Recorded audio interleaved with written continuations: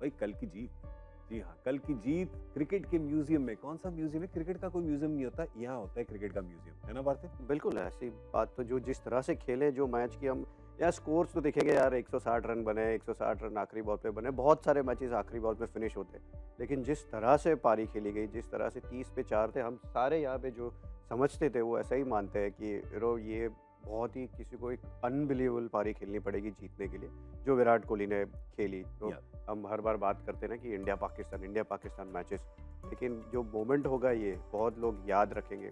अगर जितना मैंने देखा है क्रिकेट, एक तो बड़े भाई की पारी है जो लोगों को ध्यान रहती है कि 96 में जहाँ से जिस तरह से छक्के लगाए थे, उसके बाद 2003 में सचिन बाजी ने जिस तरह की वो पारी खेली थी, तो और यहाँ पे आई थिंक उसी लीग में उसी तरह की, मेरे शायद उससे भी थोड़ी ऊपर की लेवल की पारी विराट कोहली ने कल खेली। और इनफैक्ट आप जो कहते हैं वो it can't be more true than it was yesterday. Ajay भाई हमेशा कहते हैं यार आंकड़ों पर मत जाओ, माहौल को समझो, कॉन्टेक्स्ट को समझो, कहानी को समझो, और इन सब चीजों में नंबरों को छोड़ दीजिए। 160 बिल्कुल पार्थिव ने कहा, छोड़ दीजिए। 82 बनाए विराट ने, वो छोड़ दीजिए।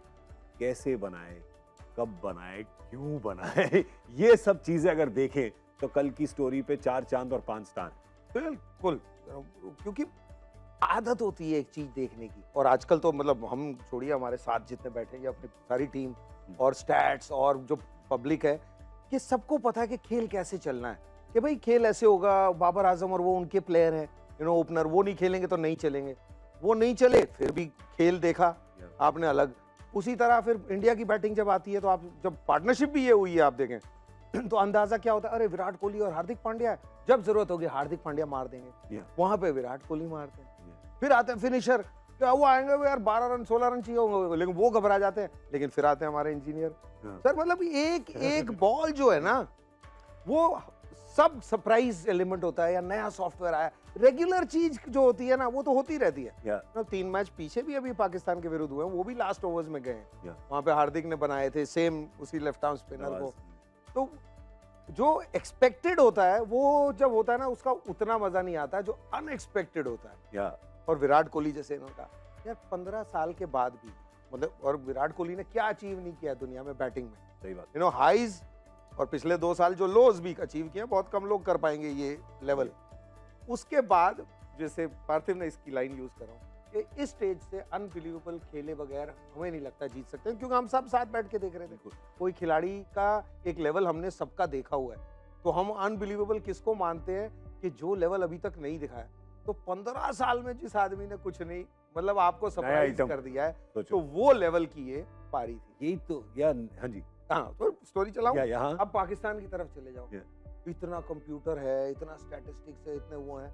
मैं अगेंस्ट हूँ ये वाइड यॉर्कर के, मैं क्यों, क्योंकि वो शुरू में करते हैं। अब दिमाग देखो, और ये देखो, जब 8 बॉलों में 28 रन रह गए और 6 तुम्हें पता है किससे बचाने, तब वो वाइड यॉर्कर जब डालने के टाइम आते हैं, तो तब तुम फिर लेंथ पे आ गए। तो खेल हमेशा सरप्राइज तब होता है कि जो काम आम सोच होती है ना, यार ऐसे तो खेलना चाहिए, ऐसे करना चाहिए, वो जब तक आप ब्रेक नहीं करते ना, तब तक ये एक्साइटमेंट कल रात की नहीं आती। रोहित शर्मा ने जो कहा विराट कोहली के बारे में, मुझे बहुत बहुत बढ़िया लगा वो, क्योंकि हम कह रहे थे कि क्या ये विराट की बेस्ट पारी है।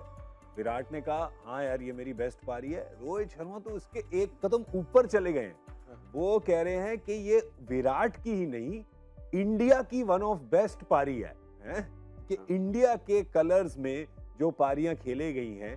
तो इसीलिए मैं कह रहा हूं आंकड़ों पे मत जाइए, क्योंकि 100 भी लगे हैं और रन भी लग सकते हैं, स्ट्राइक रेट भी बेटर हो सकता है, पर जो माहौल है, कब चाहिए था, क्यों चाहिए था, किसके खिलाफ चाहिए था, उन सब चीजों को मद्देनजर रखते हुए अगर आप देखें तो फिर ये मतलब बड़ा क्लेम है रोहित का। पर देखिए शर्मा जी का लड़का और शर्मा जी का दामाद, दोनों कर लो लड़ाई, कितनी करनी है, फैंस वो दोनों भाई हैं, समझो। तो फैन आपस में लड़ते हैं सर, फैन लड़ते रहते हैं आपस में। सर आप सामाजिक माध्यम पे थोड़ा कम है ना, तो हम आपको बता दें, क्योंकि वी आर मिलेनियल्स, मैं और पार्थिव, सॉरी जेनजी बड़ा होता है कि मिलेनियल, ये कर दी ना बूमर वाली बात। तो सामाजिक माध्यम पे इन दोनों के फैन ना एक दूसरे के खिलाफ रहते हैं, दोनों अब भूल जाते हैं ये फैन ग्रुप कि ये दोनों भाई हैं, ये दोनों इंडिया के लिए खेलते हैं, दोनों इंडिया के लिए मैच जीतना चाहते हैं।